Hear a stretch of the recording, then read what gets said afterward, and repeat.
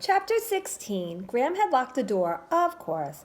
Lily rattled the knob and shoved at it with her shoulder, but it didn't do one bit of good. She was lucky Graham liked to stand and talk to Mrs. Colgan after church for a few minutes. She went around the back and slipped off her good shoes and socks. She'd have to climb down into the rowboat and shiny up the pilings into her bedroom. She stopped. A couple of kids from Broad Channel were rowing out in their boat. They were staring back at her. She waited a moment, hoping they'd turn away and start fishing or something, but they just sat there, one of them fooling around with the oars, watching her. Graham would be home in 5 minutes. "Forgot my key," she called, and dropped into her rowboat. She wondered what they thought about her wearing a pale yellow Sunday dress as she boosted herself up on the piling and tried to reach the screen.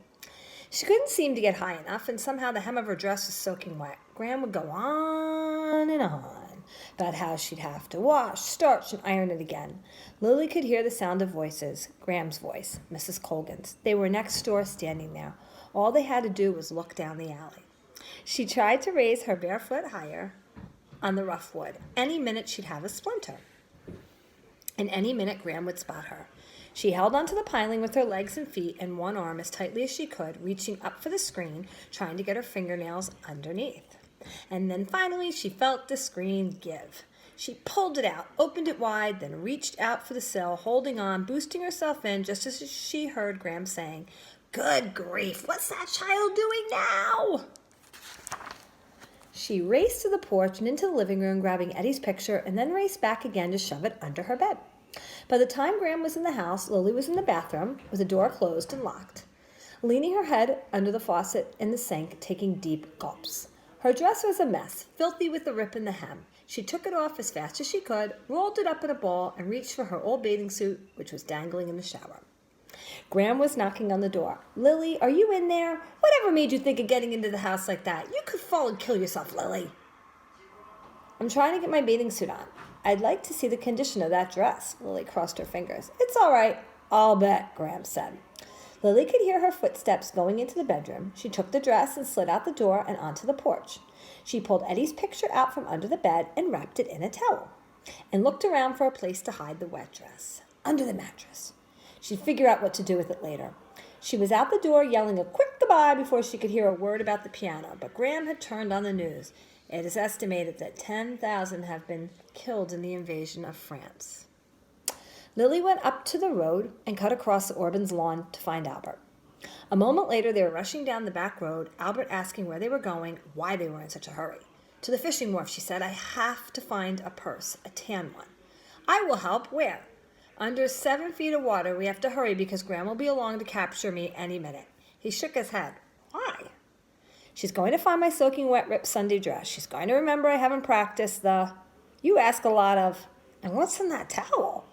"Don't say another word, Albert, not unless you have a pack of money in your pocket. Otherwise, let me think about how I'm going to dive down and find that purse. But the purse has to be somewhere under the water, unless a bunch of pirates have moved in." When Lily sighed, "Will you stop asking questions? We're in a hurry here." A truck had scattered gravel all over the approach to the wharf. It was a good thing Albert had shoes on. It was a good thing her own feet were tough. Not tough enough. By the time they had gotten to the wharf, she was walking on the sides of her feet, hobbling along. "I hope your eyes are good," she said. "I want you to look into the water and tell me." Albert nodded. She could tell he was trying not to laugh. "What?" she said. "You look so odd walking like that in your bathing suit." "Is a little faded." She looked down. She put on her oldest one, almost no color left from Graham's Clorox. Too bad. She put the towel with the picture down on the bench and crouched on the edge of the dock to look down in the water. "Dark," she said. "Really dark today. You can't see a thing." He was looking too. "I see a fish." "What good is that?" she asked. "It's about 2 inches from the top. We're looking for a purse on the bottom." "Down with the barnacles?" he said, grinning. She was still smiling as she rolled over the side and hit the water. It was cold this morning, the water rough. She kicked hard to push herself down, opening her eyes in the salt water, trying to see the sand. She swam along the bottom until she thought her lungs would burst, then shot up to the top for a huge gulp of air. She held on to the wharf for a moment, pushing her hair out of her face with one hand, and felt Albert grab her wrist. She looked at him through blurry eyes. "What?" "I have money," he said. She nodded. "Let me try once more." But he wouldn't let go. "Let me give you this money," he said slowly. "If it's important, it is important money." She took another breath. She knew she wouldn't find the purse today. It was so dark below, and it could take hours. She nodded and climbed back up to the wharf. It's from Margaret, she told him, going over to unroll the towel sitting on the bench. She showed him Eddie's picture, with his buck teeth smiling up at them. Then she said the rest in a rush, the words spilling out, trying to make him see what Eddie was like, how much Margaret loved him, how much Margaret couldn't remember his face, how she tried to send the picture, how. Albert listened, then he touched the edge of the picture. I cannot remember Ruth's face, he said. I can remember Nagi Mama's. She was sitting in the back of her restaurant the day we went away. She was sewing my coat. The collar was wet when she gave it back to me. It was wet from where she was crying. It crackled when I felt it. There is money, he said slowly. It is in the coat collar. It is Magyar, Hungarian money. And English money and American money. Nagi Mama said when I touched it again to remember. He stopped. Lily wanted to ask him remember what, but he looked so sad, and she just nodded and used a towel to dry her face.